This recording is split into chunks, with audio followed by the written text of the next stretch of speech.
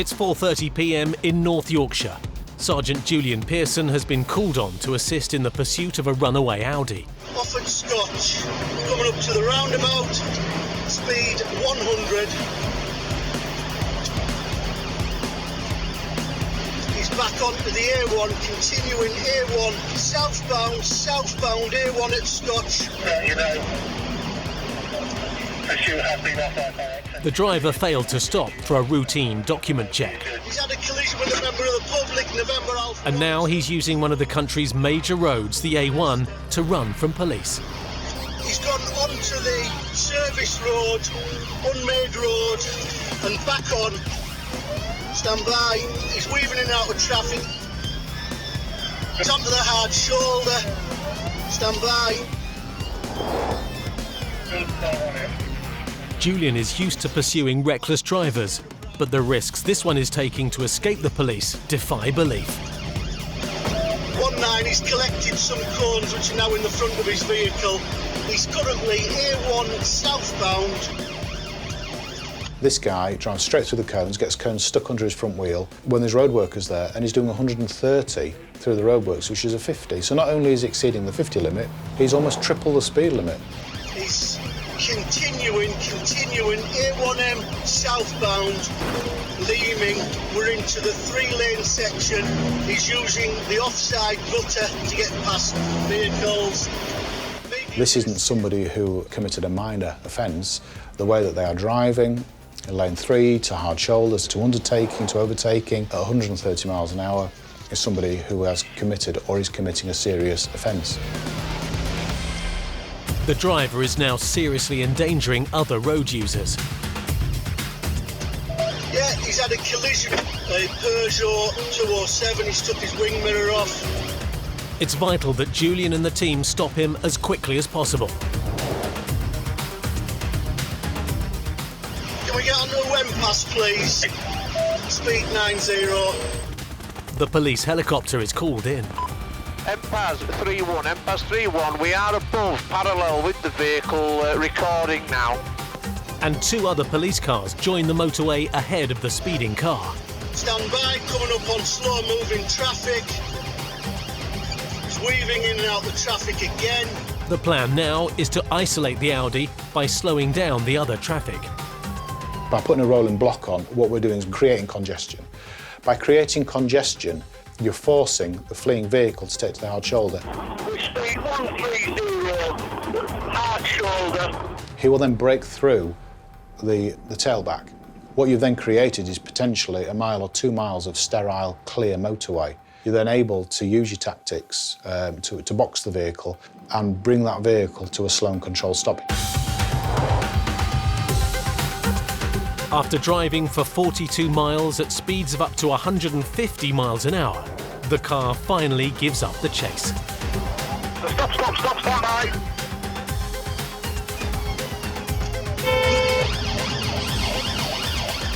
It's now all hands on deck to get the driver detained. I've got no idea who this guy is. I don't know whether he's got a firearm, whether he's got a knife, whether he's got an explosive device. I have no idea who this guy is. All I know is he's coming out of that car. MPAS 3-1, they've got the vehicle stopped on the exit slip, junction 45, exit slip, junction 45, and driver detained.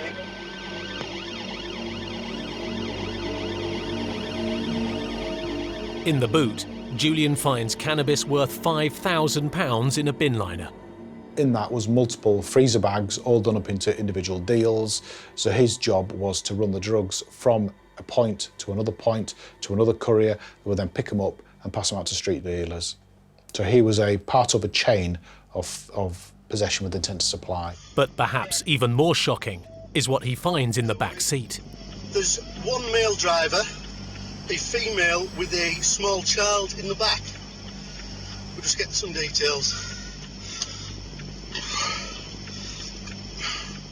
I'm looking at something I've never expected to see, which is a 3-year-old kid sat on the seat, on a mother's knee, in tears and screaming, and a mother who just was completely nonplussed.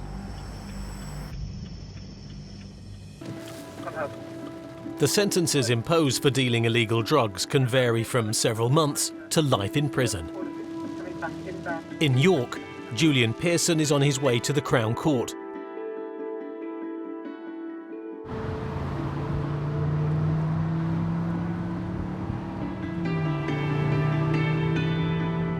Speeds of up to 150 miles an hour were recorded, and the vehicle was in collision with a number of members of the public.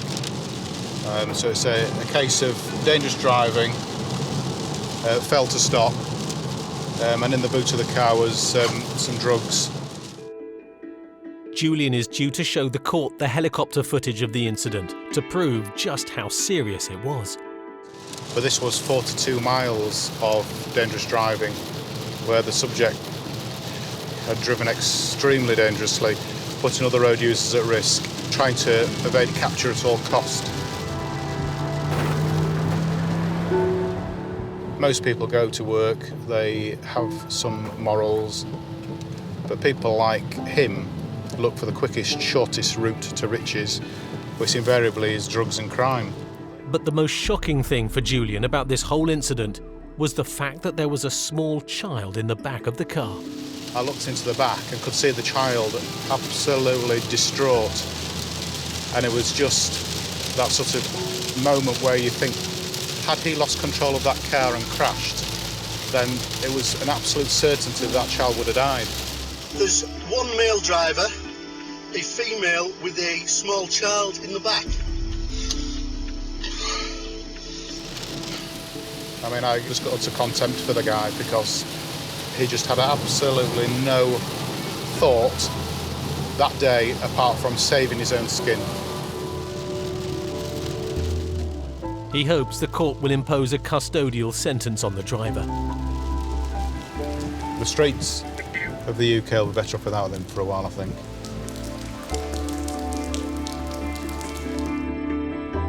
Two hours later, the judge has passed sentence. The judge did say this is one of the worst dangerous driving cases that she's seen. She sentenced him to a total of 32 months in prison. She disqualified him from driving for 4 years and 8 months. We've taken a drugs mule, a courier, off the streets. We've enabled that child to be placed into care. It's giving her, the 3-year-old girl, the opportunity for potential to ensure that she doesn't continue living a life around drugs and criminality. Combating drug crime throughout North and West Yorkshire is a daily problem, especially in cities like Leeds and Bradford. Their position on the crossroads between Hull and Manchester mean millions of pounds worth of drugs pass through these cities every year. And where there are drugs, there is associated crime. You've got every spectrum that you could possibly wish for in Bradford. You've got the top side up into the border with North Yorkshire, which is lovely. You've got the tougher side in the city and surrounding the city. You can go from one part to another part, to this part, to that part, and you can find 4 seasons in one day, really. West Yorkshire traffic cop Nick Priestley used to be a detective, but he exchanged his biro for a BMW when he realised he wanted a change of gear. And the traffic guys were going out and handing me the paperwork and saying, there you go, over to you, and they were back out and about. Today, Nick is on patrol in Bradford and he's spotted a car up to no good. This Golf is a drug dealer. We've seen a Golf parked at the side of the road, a young lad leaning through the window, so it was clear to me that the Golf were dealing drugs. Just pull in there.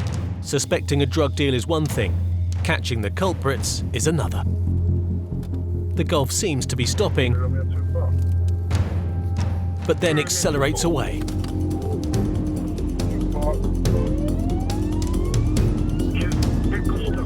X-Room 30, vehicle failing to stop, green lane at White, to St Mary's Crescent. X-Room November 30, give us trailer, please. Single crewed, T-Pack trained, requesting T-Pack authority, please. Speed is 30. Yeah, it's 30. We're now at Towngate at Wyke, going towards Odsall Top over. It's 2 Asian male occupants.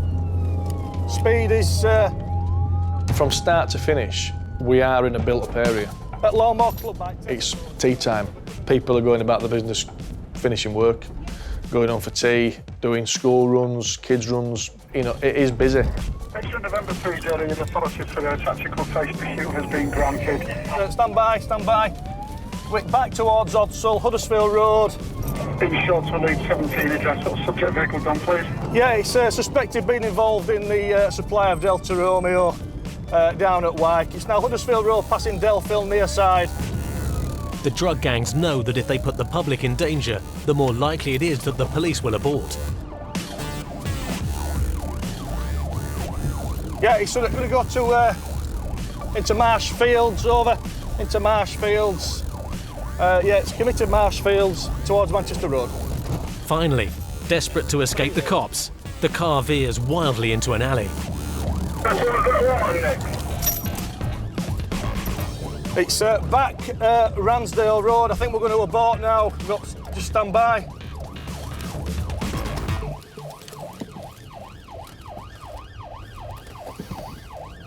Yeah, I've lost it on the back streets. It's gone down the Snickets over. It'll come back out on Bolingbroke Street, over. Yeah, can I get it to check the Brownhill Street area? He's gone down an alleyway, which I could have got down, but it would have damaged my car, and, you know, it's not justified that. I'm not going to write off a 40 grand car just for the sake of my pride. You know, I must catch you. That's a non-starter. Pass you aware of the temporary loss. It went right, so... As Nick searches for the car, news comes in. YP, I think we found it. Yes, it. Officers have found the car, but the occupants have escaped on foot. 30, it's Asian male driver wearing I think it was a grey top. Asian male driver wearing a grey top. Okay, yeah, we are on scene and looking. We'll see what we can do. While his colleagues search for the suspects, Nick heads off on a mission to find some drugs. When we first got behind the car, it turned left up into the estate and then it turned right. And it's at that point when a package was thrown from the driver's side. Right, there should be a little plastic package under this light here. There it is. It's at left-hand side of that light, can you see it? Even whilst driving at high speed, Nick managed to spot the exact moment when he suspects the driver ditched the drugs. Right, looks like maybe 10 wraps of heroin, maybe crack, or maybe a mixture of both. £10 wraps there, £100 in street dealing. Might be some more in car, a bit of luck. With the drugs found on the road, plus whatever the police find in the car, Nick hopes they'll have enough to charge the driver with possession with intent to supply. We have to convince the magistrates and the jury and the judges of that as well. But for me, I think it's what we've seen the car doing, somebody leaning through the window, clearly dealing, 20 wraps, yeah, it's supply, it's not personal use. All that remains now is to find the drug dealers. Hopefully we can maybe get some fingerprints on the wrapping, DNA from the wraps, from the bag. So there's lines of inquiry. It's not over yet. It's 5:30 p.m, the evening rush hour in Leeds. Traffic cops Paul Morris and colleague Chris Spencer are in pursuit of an uninsured and unlicensed 17-year-old who has failed to stop. Yeah, I've got a vehicle failed to stop in that old area. I thought, he's not got any insurance. But the other thoughts are, what's the vehicle being used for? There were two other people in the car. My mind is thinking now, is it being used for criminal offences? What's he been up to prior to me stopping him? Right, there's off the road. Knowing a chase in the back streets is risky, Chris is playing catch-up to Paul, desperate to cut the Fiesta off before the chase goes any further. It's going to come out behind us now. I'm at the top of Bayswater Road now, Moz. It's going to pop out any second here. I know those roads really, really well, so I was trying my best to try just sneak in front of it, perhaps anticipate where it was going, so I could jump in front of it. We've just gone left, Roseville Road. Yeah, Roseville Road, thank you. But second-guessing the desperate teenage driver doesn't quite go to plan. Right, we'll try head them off down here now. It's just up here on our right-hand side now. Back ahead you, stand by. There is no encircling. Moments later, Chris finally catches up. Yeah, I'm behind you now, mate.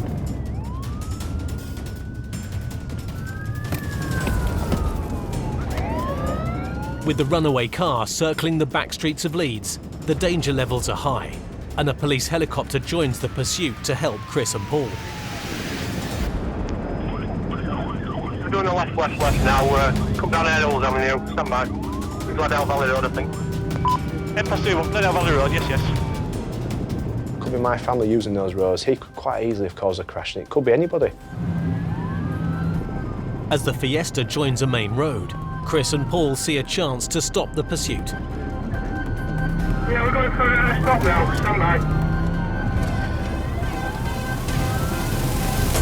by. Chris gets in front of the car. But the driver makes another reckless break from the cops, veering dangerously into the opposite carriageway.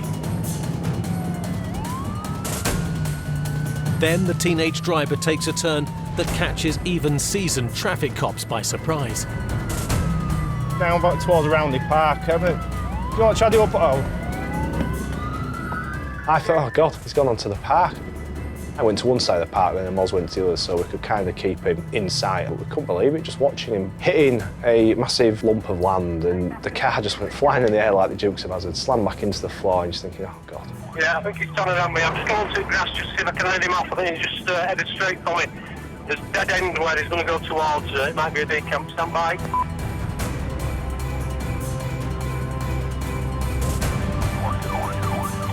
As the Fiesta driver leaves the park behind, Chris joins the pursuit once more. Right. Back up West Avenue towards Park Avenue, over. Looking for another escape route, the Fiesta driver heads into a car park. But this time, it looks like the driver's race is finally run. They stopped in the car park adjacent to the dam end, over. With nowhere else to go, the driver's 20 minutes of madness are over. The main concern is to get this guy under control. So he's stepping out of the car. I'm thinking he's got to run. And he didn't. That's quite a change. Right, you're under arrest, Phil. Stop dangerous driving. Get the camera on my face before I smash it. I beg to differ. You can have a sitting back at the van very shortly. I don't want to sit in your stupid van. You might not, but you will be. Driving-wise, he didn't have insurance for the car and he was a provisional licence holder. So it would seem that he's bought the car just to have a drive around in, hopefully not get seen by the police, but unfortunately he has that day. As Paul leads the prisoner to the van, it becomes apparent it's not the first time these two have met. You are familiar? Yeah. What's your name? Don't worry, you'll find out soon.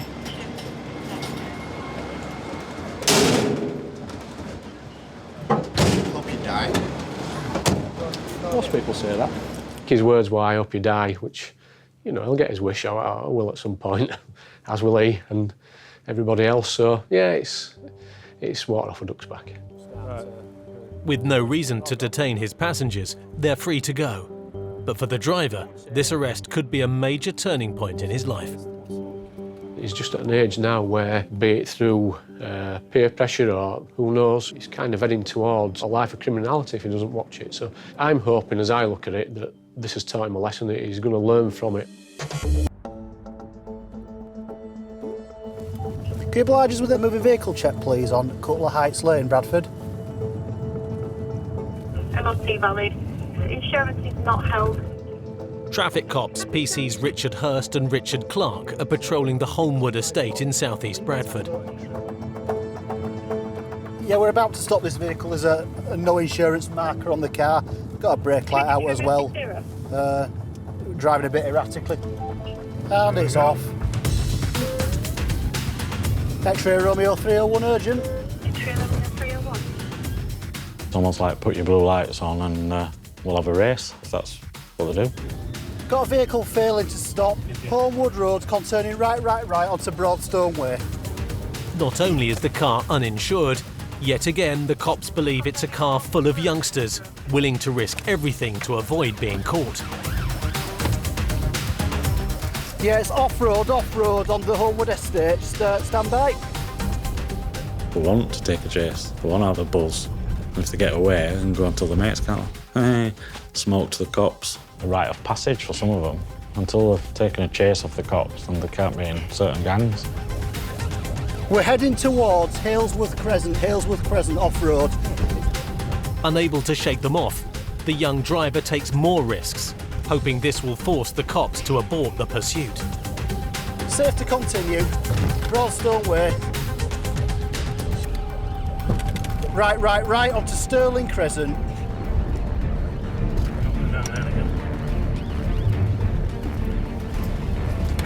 It's doing a circle again. We are back off road again, heading towards the original location where we were. Just stand by.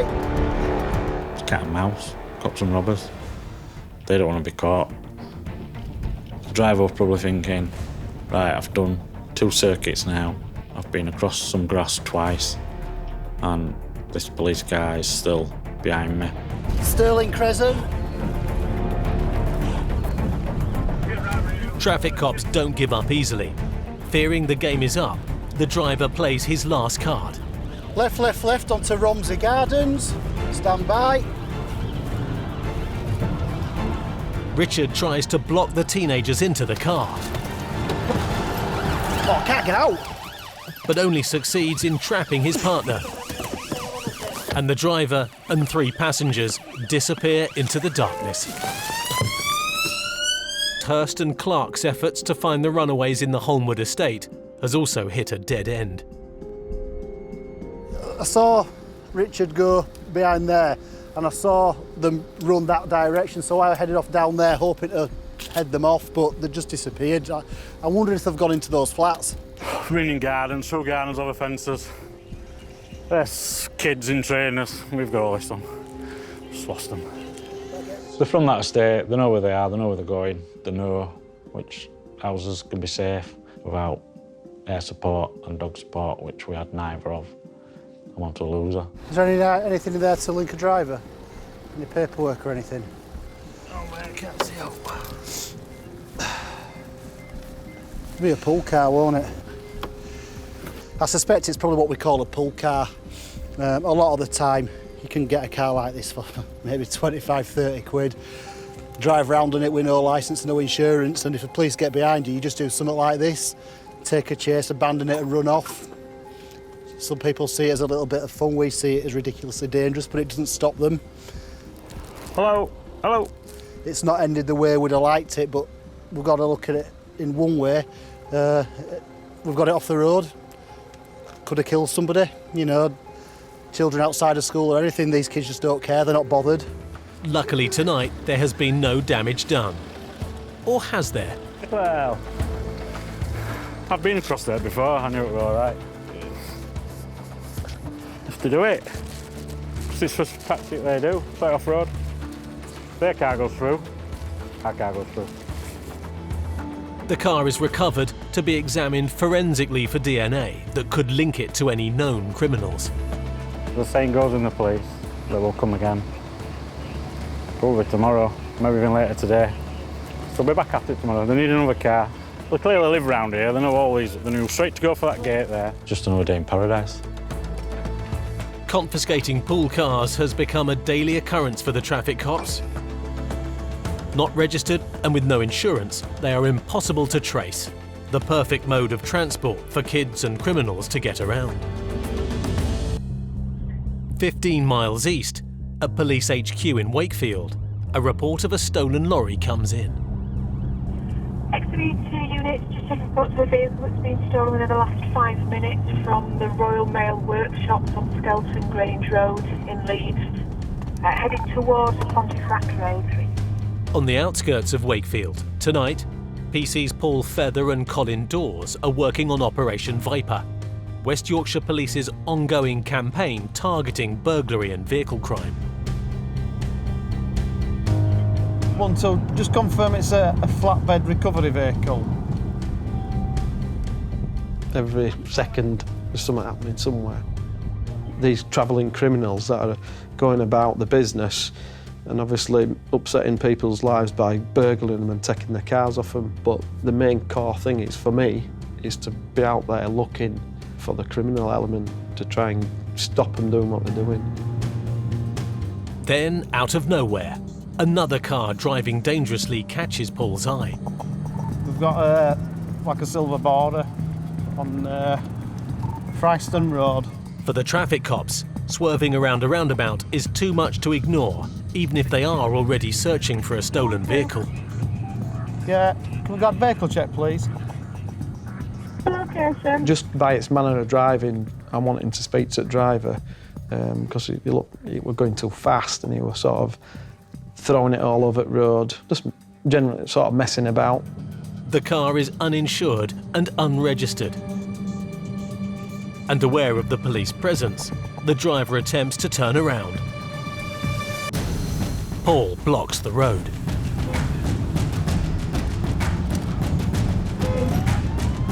Yeah, we've got a vehicle failing to stop, Fryston Road, silver border, double crew T-Pack trained in a suitable vehicle. Can I have T-Pack authority, please?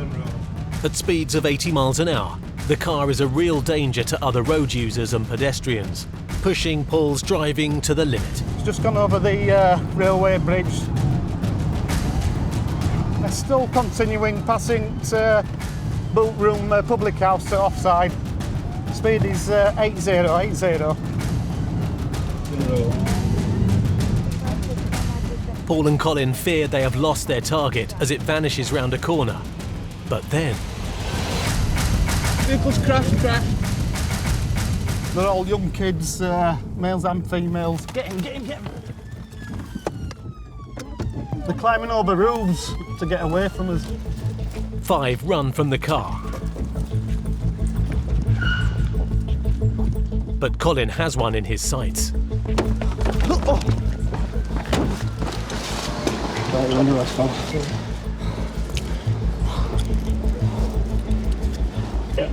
All right, boys.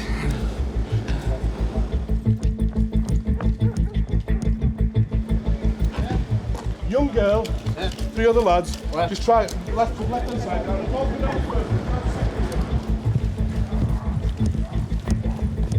I can hear. With 1 arrested, the hunt is on for the other 4 suspects.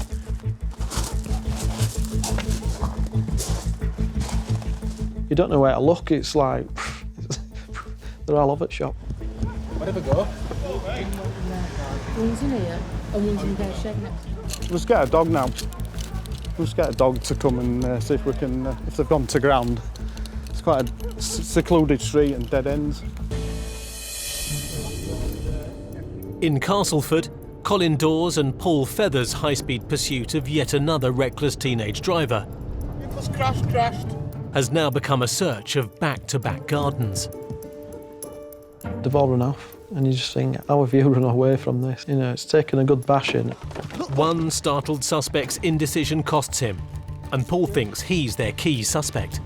The driver is the main man. He's the person who commits the offences because he's failed to stop, he's driven at speed, he's made off from an accident, so he's the person we want.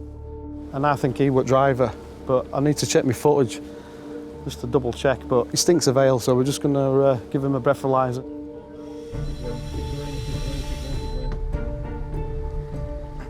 Right, so he's passed. He's blown 34, legal limit's 35, so he's a very lucky boy.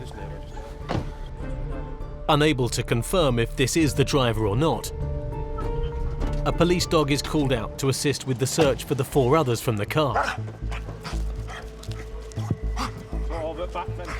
But just as they send in the dog, Colin gets a tip-off. Which house? This one here.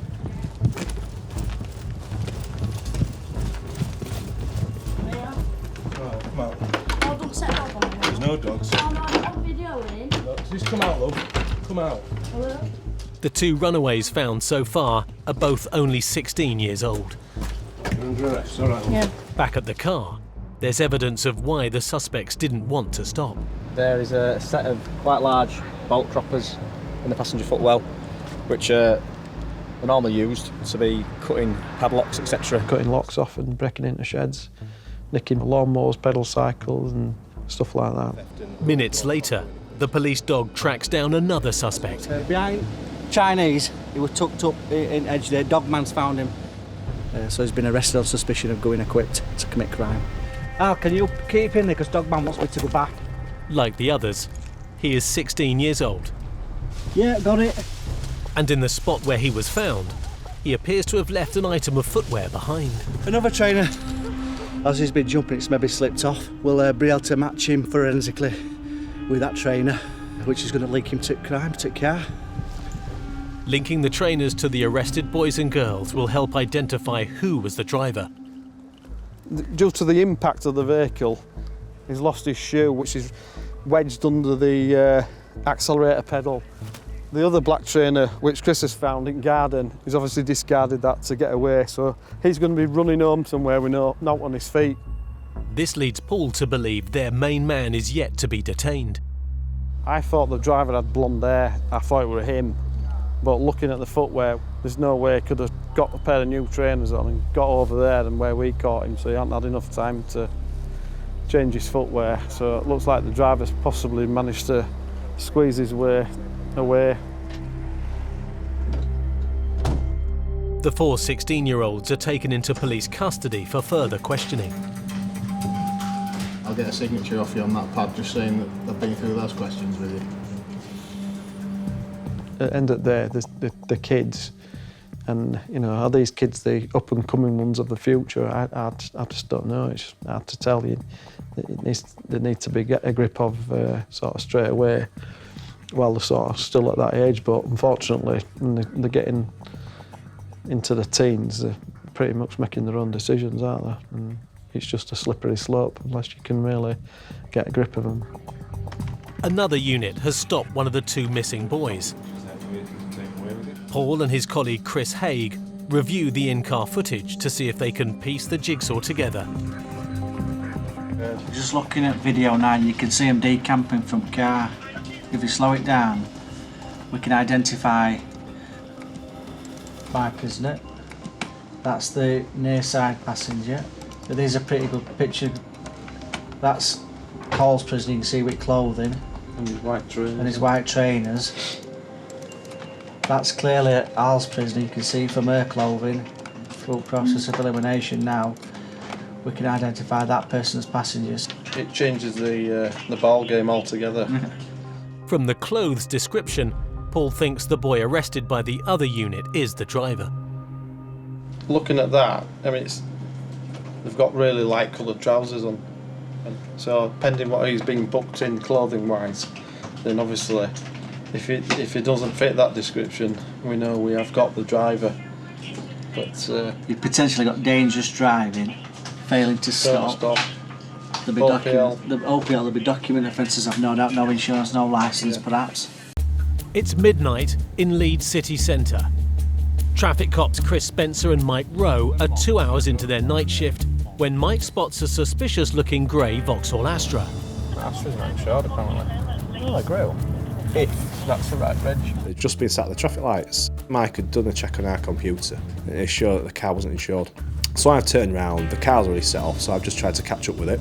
Just have a little word and see what's going on. Chris flashes his lights and the car pulls over. Mike gets out to talk to the occupants. But as he approaches the passenger side of the vehicle, Rough. the car leaves Chris no choice but to give chase. Exit Romeo 61 urgent. Here we've got a vehicle failing to stop. Silver Astra. Got whole metal lane, double crew T-pack train. Speeds are 70 miles an hour. The traffic's live, roads are wet. When you see a car that's not insured and it doesn't stop, it could be for all manner of reasons. They could have some drugs in the car, which he could be wanted for murder. You have no idea. It ranges in the spectrum so much, just from a driving offence with no insurance to he's wanted for some serious offence. Right. Top north side. I think he's trying to do a U-turn back towards motorway. Stand by. Back down towards Mystic Street. Having performed a 180-degree turn to try to shake the police off, the car is now heading back towards Leeds city centre. It's 80, he's leaving us, it's dead a little bit here. Yeah, it's heavy braking. We've approached red light. We've gone left. It's 50 miles an hour. Approaching another red light. It's just been balked by stationary traffic at red lights. We are straight over at the roundabout. We are. As Chris and Mike struggle to keep up with the Astra, another unit up ahead joins the chase.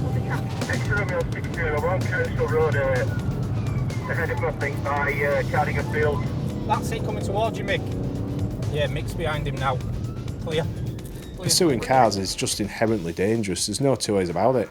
Racing a car around the racing track has its dangers, but doing that on a road where you've got people that are going about their everyday life, you really have to weigh up that risk sometimes. Burley Road, away from the city, speed 70, heavy braking, it's gone right, one after St Anne's Gate. With their colleagues continuing the chase up ahead, Chris decides to try and second guess the Astra. It's going to be on towards Cardigan Road now. Do you want to try edge it off? Yeah, go on. Straight over onto Queenwood Drive. We might be alright, you know. Clear, still clear. If it's gone straight on, then we're going to head it off. The Astra is now heading towards the city's suburbs and a warren of narrow streets where it could easily give the police the slip. It's right, spend lane. No, it can't be there yet. Left, Old Oak Drive. 1,100 feet in the sky above, a police helicopter has now joined the chase. Yeah, clear. With its cameras providing an aerial view of the scene, it can guide the police on the ground. Left, Old Oak Drive. I don't know where any of these roads are. It's gone. Left, Butcher Hill. Butcher Hill, that's in front. This is left now. This is Butcher Hill. Do you know where you are, mate? It's almost 10 minutes into the chase, and Chris is more determined than ever to catch up with the suspects. It does become personal after a while. You think, you know what, I want to get you because of what you've done. I cannot believe that you're driving like this. When anyone else could be using those roads, it could be someone I know, it could be my family using those roads. He could quite easily have caused a crash. With 6 police cars and the helicopter now in pursuit, Chris suddenly spots the car up ahead. There it is. Yeah, we've got sight of it now. We've got heavy braking now. We're right, back onto Haltdale Approach. Someone could hang around at the top of this estate in case we do a loop like we did before. A few minutes later, It's giving up. No, it's going off road now. the car suddenly goes cross-country, off into a park. Haltdale Approach. It's like a rabbit warren in here. After driving more than 15 miles at speeds of up to 80 miles an hour, the suspects have finally given police on the ground the slip. He's just gone off road where we can't follow. But the helicopter still has the Astra in its sights. X-ray India 1-2 is going back round. He's going back round towards Otley Hill Road. Train behind it. 99 is still above, so let's... Let 99 do all work. No, yeah. He's basically off road in the housing estate around Holt Park area. Looks like he might be coming back onto Haltdale Approach. Just through the trees now. He's gone right into Haltdale Road, which is a dead end. Joking, mate, after all this? Oh! He's off road again through the estate on footpaths. We were one front passenger exited from the vehicle. The car's back now on Otley Old Road. As the car approaches a dead end, one of the car's occupants decides to make a run for it. But the driver keeps on going. Well, it's still on Tinshill Road. My God, he's miles away. Don't do it, mate. Well, how is this happening? This commentary. He's actually on Silk Mill Drive. I've just gone past it. I'm all right with this. Yeah. Right onto Iverson Drive. 6 police cars are in pursuit, all determined to catch the suspects. I'll be annoyed if we lose this guy. We can't lose this guy now. All this from no insurance, eh? I know. You never ever see that many cops behind that in a pursuit, whatever. It just never goes on long enough for that to happen. 35 minutes into the pursuit, and suddenly the cops in the air run into an issue. And Passion, we're having serious problems with the cloud base here. We may well have to pull off this one. We'll do our best as we can. We're still on Church Lane. Stand by for directions. I can't believe we're going to lose it. You can't either, mate. I am devastated. Yeah, and past 3-1, unfortunately, we have now lost him. So lost. It's King Lane. I can't believe that's just happened.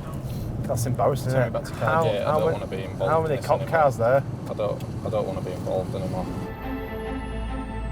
It's just very, very, very frustrating when you put a lot of effort into that. You get really involved in that and you really, really want to catch that guy. That's why we both become traffic cops, to do this kind of stuff. With no car keeper insurance, we will, I imagine, never find out who that guy was now. That's the heartbreaking situation we're both facing, and we're both a little bit upset about it all.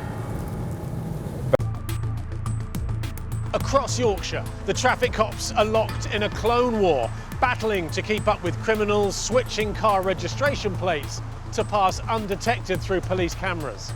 With more than 1 million vehicles using duplicate plates nationwide, cloning is a new crime wave. Every 4 hours, a car is stolen in Yorkshire, often by criminals using cloned plates. You only got to listen to the radio, there's another cloned vehicle, another cloned vehicle. All these are stolen that have come from burglaries, no doubt. In Bradford, it's 11:30 p.m. Traffic cops Nick Priestley and Bob Hoyle are on patrol when they spot a suspicious-looking car. There's one in front of this one, what is it? It is a Golf. It's black, that, doesn't it? Yeah, it is. Car vehicle check, please. Moving Bolton Road. Black Golf, no replies, no insurance. Nick has a hunch the driver isn't going to pull over. When you've worked in Bradford, you know when a car is going to fail to stop for you. You get behind it, its positioning on the road. You can't explain how, you know, you just get that feeling. And when Nick flashes his blue lights, the Golf speeds off. Just turning onto Queen's Avenue, it's failing to stop them.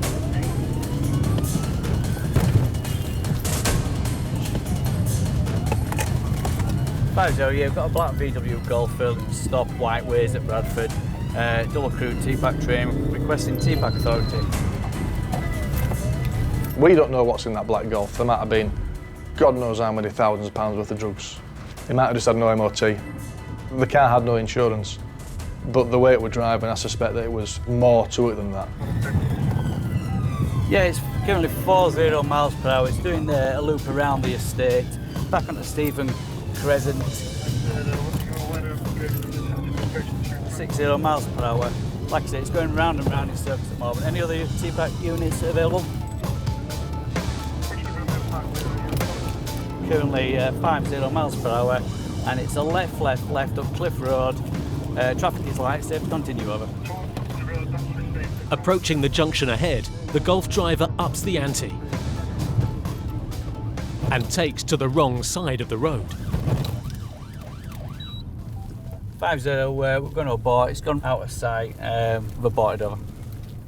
They don't want that car getting recovered, so he will drive on the wrong side of the road with no view, just to get away. That's the risk they will take. I won't take it. Quick car, that, wasn't it? For an old one. Yeah, GTI. Yeah. We have to consider everything, including my livelihood. If something goes wrong and it's been deemed that I'm driving dangerously, I'm no different to anybody else. There's no exemptions for us, especially when it's dangerous like that. So there's a fine line for us, you know, what's right and what's wrong, and that were wrong, so we had to stop it. But minutes later on their shift, 14 miles away, another car fails to stop. We're going down towards Ravenstone, towards the giant entry of Ravenstone. So we're just going to Dewsbury area. There's a vehicle failing to stop, Silver Vectra, 2 or 3 mile out. They've seen cops and then they've decided, no, we're not stopping for you. For me, they were out committing burglaries, vehicle theft. We're about 4 minutes from... Are we? 3? My colleagues have got behind the car, they've put the number plate through. It turns out that it was actually on false number plates. Is it set to continue?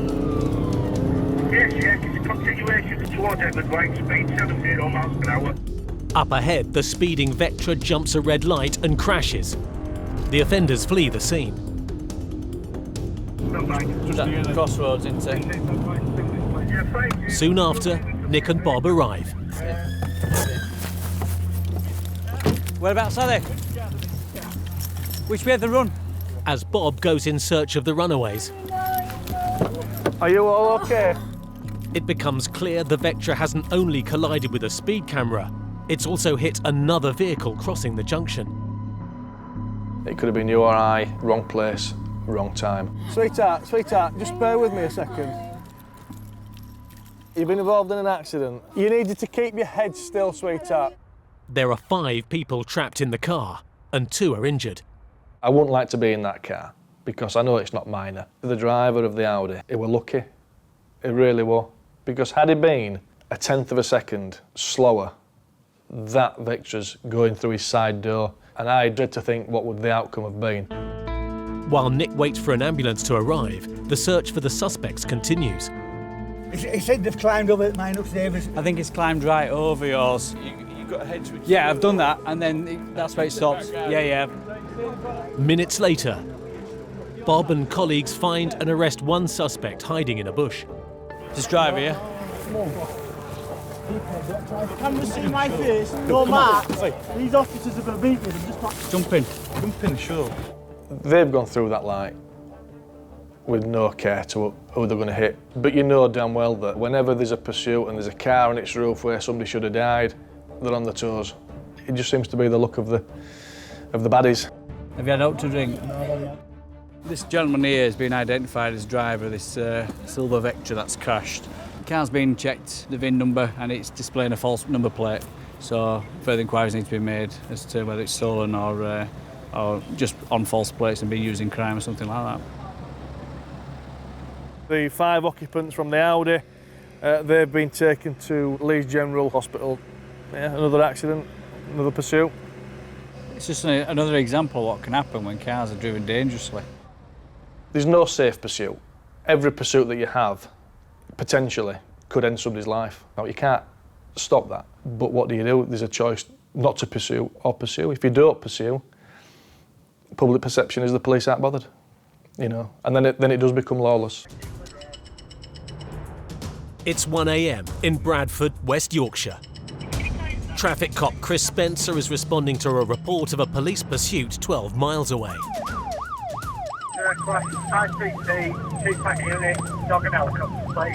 At this time of night, cars failing to stop for the cops often means the vehicle is stolen. And with 3 men in the Ford Focus, it's likely the pursuing officers have rumbled a team of suspected thieves as they go to work. We heard over my radio that a vehicle was found stopped for one of my colleagues. So we set off, and lo and behold, as we were driving in one direction, it was actually driving towards us. 6-1, show me attendant. 60 miles an hour. It's going out from the vehicle. Still heading towards Bradford. There are now 4 police cars closing in on the suspects. And he's left, going downhill traffic towards Canal Road. That's the way we're going. Still heading towards Bradford. He's overtaking vehicles. Still safe to continue at this time. The suspected stolen car is veering wildly from one side of the road to the other, endangering other vehicles. It's not alongside the road, but there's no traffic oncoming. It's still safe to continue. Trying to contain people like this on urban roads is not only dangerous, but extremely difficult. And it's through red traffic signal. It's going right, up Shipley-Airdale Road to Oxford. At speeds reaching 80 miles an hour, Chris and his colleagues try a risky pursuit tactic to force the Focus to stop.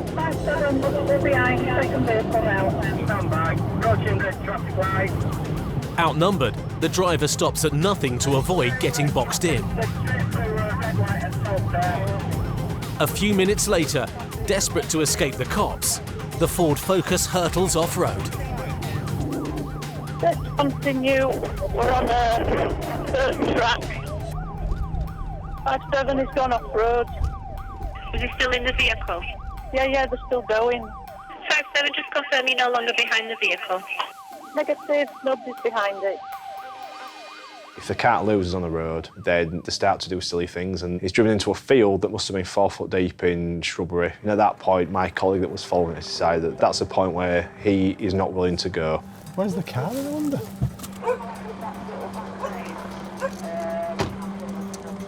Where is the car? The 3 men have abandoned the Ford Focus and are off and running. The field was enormous. There was no way that we would ever found them in that field. With no sign of the 3 suspects, Chris and his colleagues' only hope now is to wait for the police helicopter to arrive. 10-3-1 coming on scene now.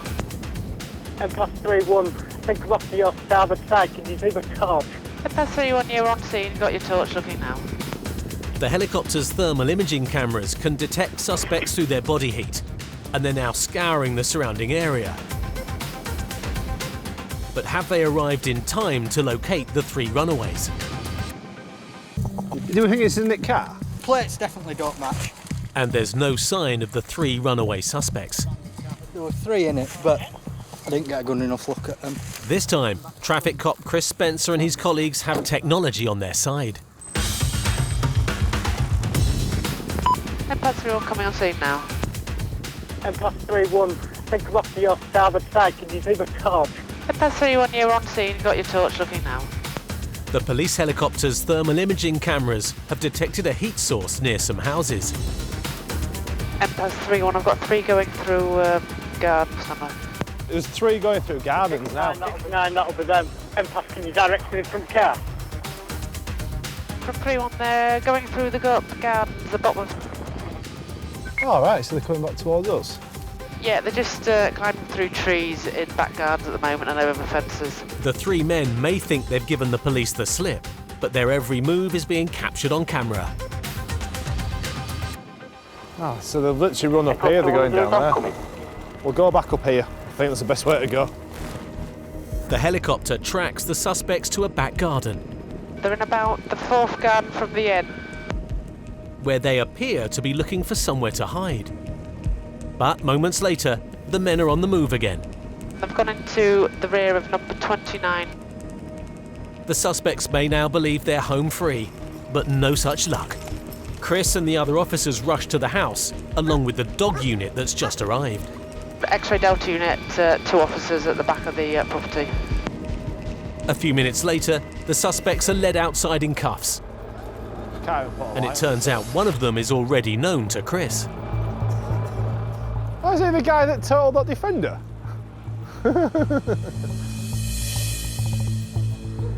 Less than a fortnight before, the same individual was arrested for stealing a Land Rover Defender and crashing spectacularly, flipping it on its side.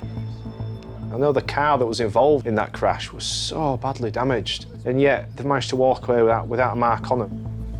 Whilst on bail for suspicion of stealing this Land Rover, the man is once again under arrest on suspicion of stealing a car and going equipped to steal.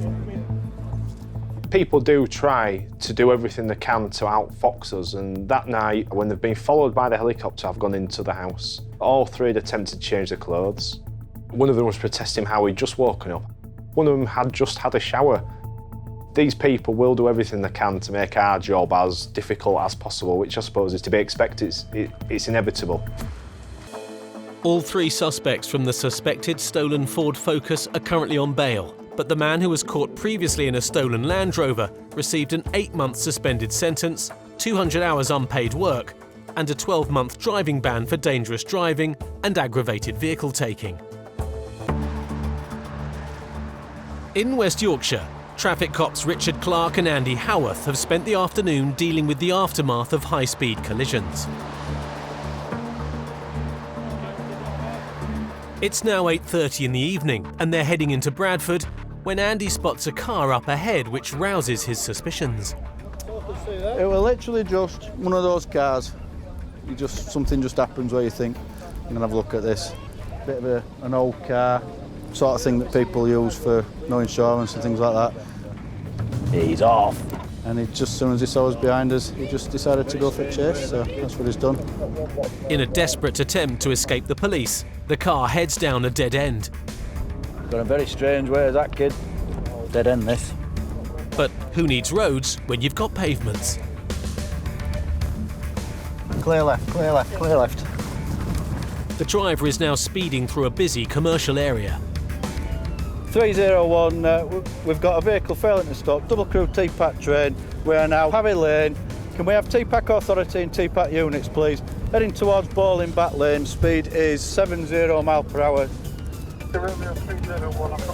The car takes a series of sharp turns at high speed, and a few seconds later, the driver loses control. It's a crash. It's just trying to get into the Mary Street without him running.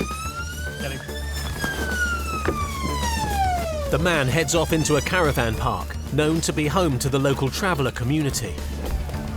301 units to caravan site. Chasing on foot after a pursuit. White male, black jumper, black tracksuit bottoms. Probably going to go over at field. One of these two. You shut up. Andy has a look under a couple of the caravans and talks to some of the locals. But the driver has vanished into thin air. One of these two. Just disappears, and it does happen regularly. He was in one of 3 buildings, or he's gone while I've been chasing him round. He's run out through the back, unseen by us. Or he's on this estate somewhere. The police presence is now causing lots of unwanted aggro. Hey, mate, you're doing a job and you've got to do what you've got to do. That's the problem. Fair. Listen, that's fair, mate. Right. But when you're playing kids' lives at this... Well, have a word with the lad who's running here, then. He's gone through that gate. You wouldn't like someone coming around your place and doing it, mate, would you? That's a classic distraction technique from him. He was just trying to get me focused on him so that there's only kind of one cop looking for the driver. Some respect, mate. Kids. Got dark grey top, dark grey trousers. Andy and Richard have established that the car had no insurance and they believe it's a pool car, bought cheaply and used by many to commit crime. And with the driver's disappearance, the atmosphere is becoming increasingly hostile. No kid. There ain't even no kids out here when I come round corner. Let's be honest, the majority of the people on there, they don't want us there. And we couldn't say with 100% certainty where he'd gone. So, Andy and Richard decide to call time. It is what it is, mate. For me, good too. You got any kids alive? We decided to pull out and let that one go. It's the last place you really want to be on a Saturday night when we're short-staffed is having a big fight on a traveller site. And he's bent the post up. Oh. So the gate won't shut now. The smashed-up car will be taken to the recovery yard, and the police will pursue the driver at a later date. The car's been recovered, it's been forensically examined. We're just waiting on the results coming back as to who the person is that was driving. And then it's come see us, and we'll have a little chat later down at the station. Don't scratch it! On the A1 just north of Leeds, PC Kendall and colleague Lee Cobb are tailing a suspected drink driver who's been reported weaving across the motorway. Lane 2, speed 74. John and Lee are now behind the driver with their blue lights flashing for it to stop. But the driver's either too tired or too drunk to notice. We've lit that vehicle up at present. It's failing to stop. 70 miles an hour in pursuit terms, it's not a high speed, but you're conscious of other users ahead. You might have slow-moving lorries, you might have people joining the motorway in front of us. So all the time you're thinking about that. Whoa! He's weaving now between lanes. We need to get him stopped. With the van travelling at speeds of up to 80 miles an hour, extra police units join the chase. Sometimes the mere sign of extra cars coming in will be enough for the person to just pull over. But it didn't work on this occasion. M1 southbound, speed 74. We've got to wait for our chance. We don't want lorries involved, we don't want other cars involved. He's just broken off now for the M62, stand by, we are just splitting. He's now committed for the M62. With enough police vehicles now in position, John and Lee plan to use a high-risk tactic to force the van driver to stop. We're going to have to box him in so that he can't go any further. He's now taken to hard shoulder. We don't want to damage our cars. However, we know that ultimately that's what the vehicle is for. Move someone up, please. Get him boxed on. It's potentially one of the most dangerous things you might have to do. Lane 1, hard shoulder, right. But ultimately, we've got to stop him. 2-2, he's trying to break out of the box.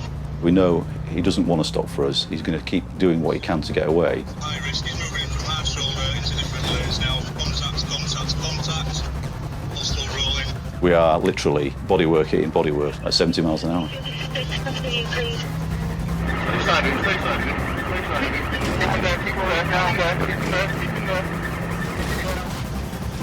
it down.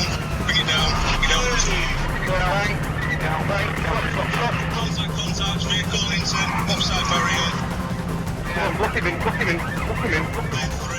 With the driver completely out of control, John and Lee take another hit. Contact. Vehicle is still.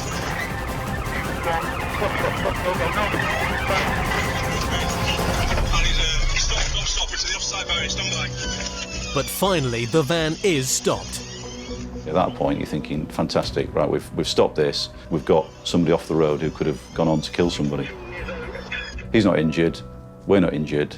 There's damage to the cars, but everybody's safe.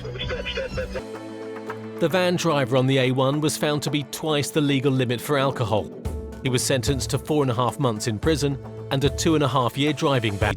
Traffic cops Chris Spencer and Mike Rowe are alerted to a suspicious car. We've just had some information that a vehicle that failed to stop earlier on in Pontefract's just coming into Leeds City Centre.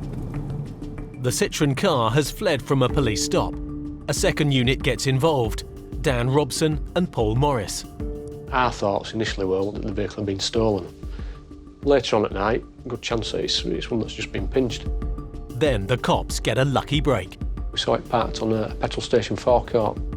We thought, this is good because it's already at a stop. Hopefully we can grab hold of it.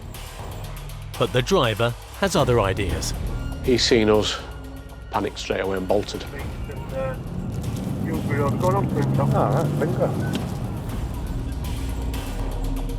He'd taken a left turn off the dual carriageway and he stopped. I thought, all right, fine, this is okay, we can speak to the driver.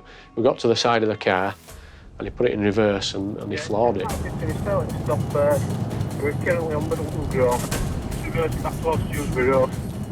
The driving then becomes even more dangerous. The car reversed back up to the main road, straight through the junction. We're just on the junction, Dewsbury Road and Milton Grove. White male driver. Stand by. He even rams the police car. This is a point where you're thinking, this is getting naughty now. That, you know, it could have been T-boned, it could have been causing an accident, anything. The runaway Citroen shows no signs of stopping and is driving at speed down the wrong side of a dual carriageway to escape the cops. I know where Dewsbury Road is. From there. He's driven at speeds far in excess of the speed limit. The car is all over the road, endangering other vehicles. Right, no Garnet Road. Oh, I know where Garnet Road is. I do, yeah. Paul's telling where the car's going. We're listening to that and trying our best to second guess where the car's going to go. So, only way it can be. Our lights are illuminated on the police car. That's telling him to stop. He decides that he doesn't want to. And our belief was that he was going to go the wrong side of the motorway. Yeah, it's in the north. It's going the wrong way towards the motorway. I've aborted the pursuit there and then, thinking this has got too dangerous. Frustrated, the cops stand down the chase. It would appear that these people that we pursue, they know the criteria of what we do and why we do it, so they take the heightened risks. There's many an occasion where they'll drive the wrong way on a dual carriageway. They already know this, and we won't chase them. For now, they've lost the battle, but they'll be back. In Leeds, 2 police units were chasing a runaway Citroen. They were forced to abandon the pursuit when the suspect car took potentially fatal risks. Yeah, it's going the wrong way towards the motorway. But now the plot takes a twist. As it turns out, it doesn't go through the motorway junction. Stand by, it's going towards Belle Isle. Belle Isle is this way? Speed is 50, got a right to Oldham Road. Can we have to take off again, please? For Paul Morris and Chris Spencer, the hunt is back on. You're always playing that catch-up game because it were driving quite fast. We managed to catch up a bit, and more or less where it started from. We've got a right. It's still onto Dewsbury Road. It's just taking the wrong side of Dewsbury Road. It's going left onto Kentridge Road. I know the area well, and I've said to Dan that he's going to go to a dead end. Yeah, well, let's go towards the decamp here. The dead end, it's going to be a decamp, I think. We've listened to Paul say it's a dead end. Decamp, I think. And we're thinking, like, here we go, he's going to leave it, he's going to run. Right, and left is there. Local knowledge pays off. The suspect is about to be cornered, sandwiched by 2 cop cars. It's there. Go on, mate. You got it. Got the male detained. We've pulled up at the exact perfect time. You couldn't have timed it any better if we tried. They're just detaining this chap at the minute. 6-1, yeah, we've got one detained, it's driver, none outstanding. There's some damage to his car, but not from this pursuit by the looks of it. His driving was absolutely scandalous. It was a disgrace, you know. He's taking so many risks, trying to lose the police, that it could have ended in so many ways. It makes you wonder, what has he done? This must be something more than a drunk driver. And you're just thinking, has he got any weapons in the car? Are we going to find a massive haul of drugs? Because to drive in this man, it's just ludicrous. But there are no weapons and no drugs. It turns out he's the brother of the registered keeper. He's insured to drive it. Unfortunately, he's drunk. It's ridiculous to do that and to put other people at such risk just because you're drunk and just because you don't want to get caught. It's mind-blowing sometimes that people really are that selfish. The driver of the runaway Citroën pleaded guilty to dangerous driving and drunk driving and was sentenced to 12 months imprisonment and given a 3.5-year driving ban.